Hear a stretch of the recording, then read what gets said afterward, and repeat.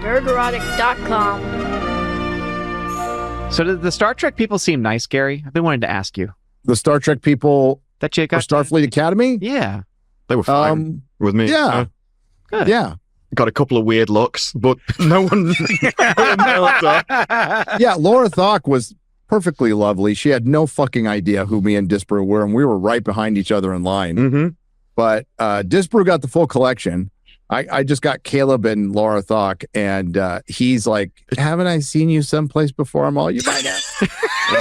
Maybe. It was never heard of me. Yeah. You might have. It was funny as well because you told me you chose him because he was the least likely to recognize you, and he was Yes. the only one that said something. Yep. And he recognized you. What did he tell you? We would lined up, just about to take the photograph, just about to be taken, and he just leaned over and went, I watch your videos.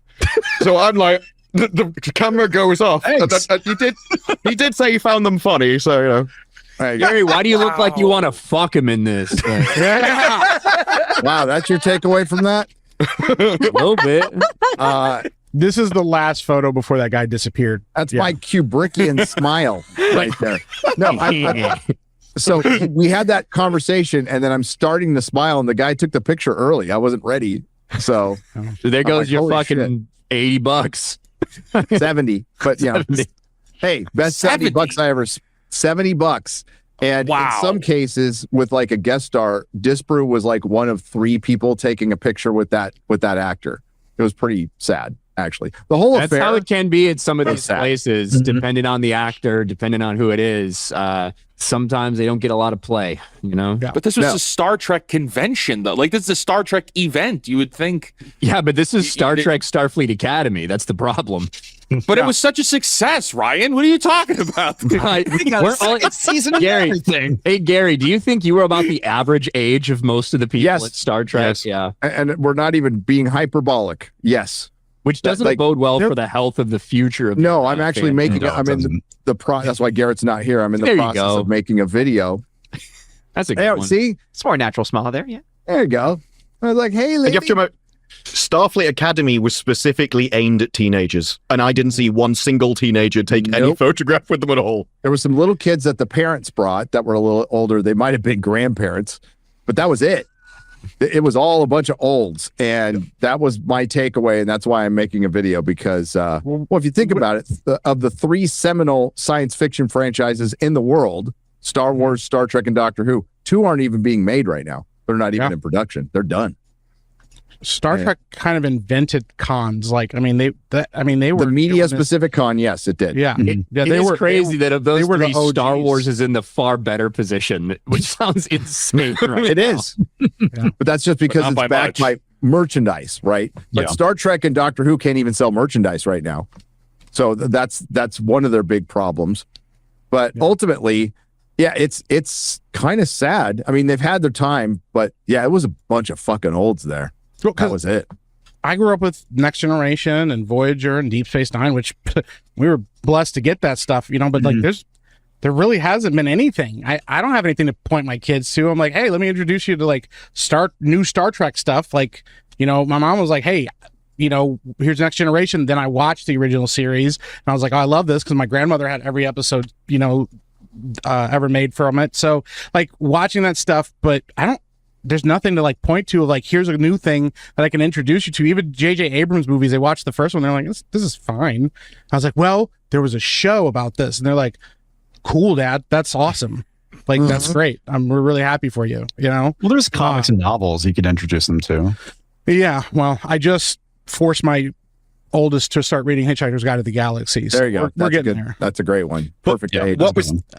One of the interesting things about the panel was that they knew that they'd changed. And so there was one guy that said, I don't think it's our job to push a perspective on someone. I just want to raise questions. But everyone else was like, no, we used to raise questions, but now we want to make things more analogous. We want to make it like real life. We want to push things more.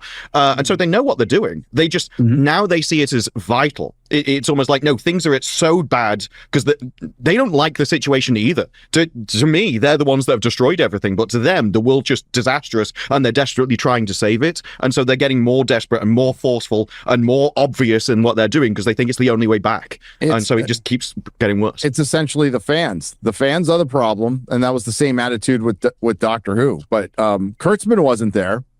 There was no president. He wasn't there. What a surprise! And they have a movie coming up, but it's either it's not going to make it. They won't put it into production. There's no way it would command. It would need a budget that it would be a tough sell. And it's supposed to be kind of a reboot or relaunch. They don't even really fucking know. That's the whole point. But I guess since we're on Star Trek, let's address the William Shatner situation, shall we? There's been articles written, Gary. Dude, I'm watching William Shatner talk at the Star Trek convention. Spry 96-year-old guy running around telling stories. It was fucking great, entertaining. So I took a picture of him and I said, I don't care that you blocked me.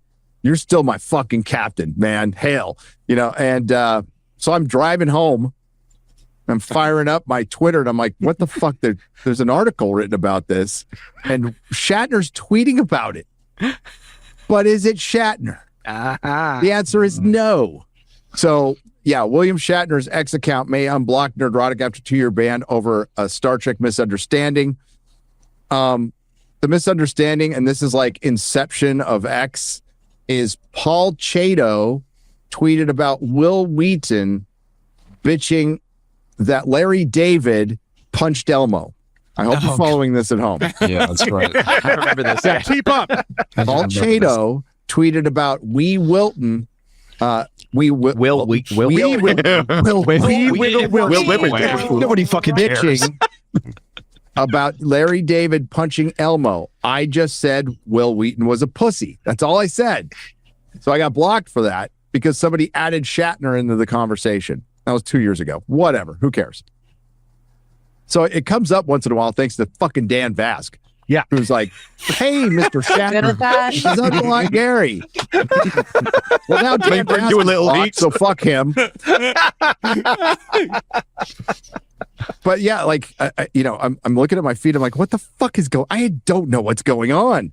So this tweet says, let's be clear. There's zero misunderstanding and it's more than 2 years. And the unblocking is a way to raise money for my charity. Not that I have any kind of change of heart. And I've been asking this for years. Now, it's interesting that this is a charity for William Shatner. And I'm not going to besmirch William Shatner in any way.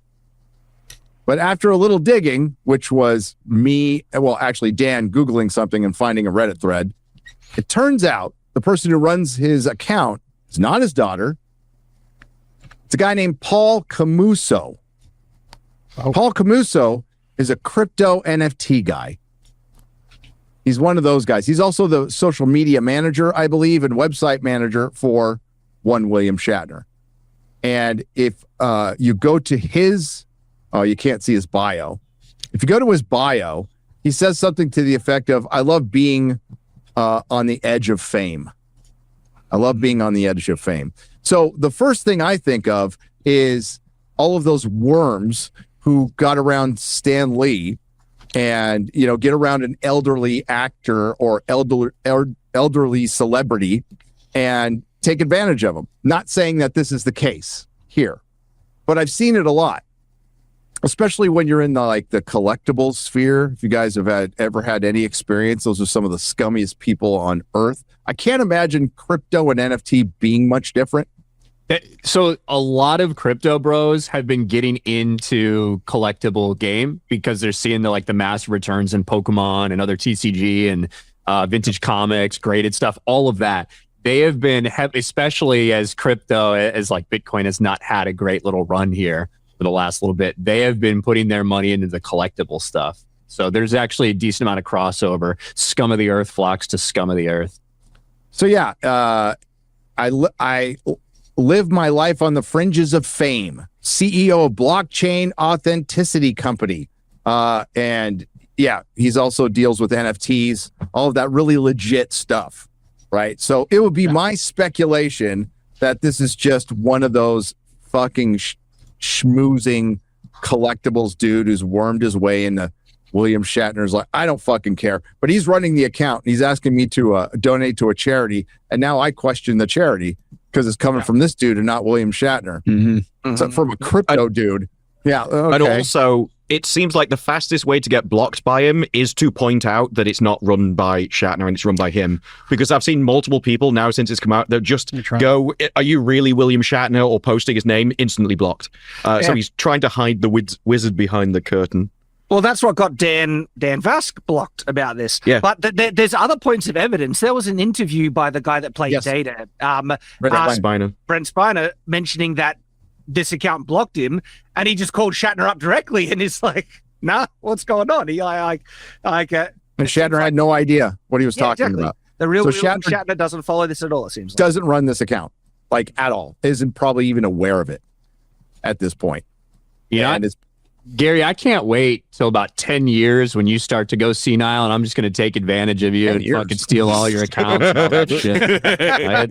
10 years, bro. It's happening. What are you talking about? So I was happy to donate for the unblocked, but now I'm not. Fuck that, because I don't know this dude, and I don't trust crypto bros or NFT bros as far as I could fucking throw them. And it's not William Shatner. So the person, if you get retweeted by William Shatner, you're getting retweeted by Paul Camuso, a crypto NFT guy. It's basically like getting excited when John Cena follows you on Twitter. Remember when He was so excited to share that news, and I just fucking crushed him. And I was like, or Sergeant Slaughter. Yeah. Jeremy with Sergeant Slaughter, yeah. But yeah, that's the deal. I was just saying, hey, I love Shatner. Well, but even when we didn't really, it wasn't exposed who was really running this, right? Gary was super respectful and wasn't getting in on any of the drama at all. He was just kind of just on the periphery. Everyone else was talking about it more than him. And so it's just interesting. Well, that was the weird thing, though. So the account keeps retweeting other people talking about Gary as if Gary is the one saying it every time. It's like they can't hold multiple people in their head at the same time. It's just if you mention a person, and that was the reason he got blocked. He just was like, oh, how dare you call me a pussy? Because it can't actually comprehend multiple people. He's maxed out on running cryptos. You know, yeah. I mean, you'd think that any rational human being, if Will Wheaton was any tangential part of a conversation and someone got called a pussy, they would just assume you were talking about Will Wheaton. You would think so. Yeah. Platoon had the best description on Open Bar yesterday when he said it's just basically two old people fighting on Twitter. That's what it is. That's what it is. Well, it's mostly William Shatner fighting and Gary being like, I can't believe this is happening. Yep. What's going on? What's going on? This is crazy. This is wild. I love William Shatner. He's my captain. And then there's other guys just constantly retweeting it, just digging it up. It's just Dan Bass is like, I can help. And you're like, please don't. I might have to legitimately tweet. That's wild, Ryan. I think you should, Gary. Nerdrotic.com. Please subscribe.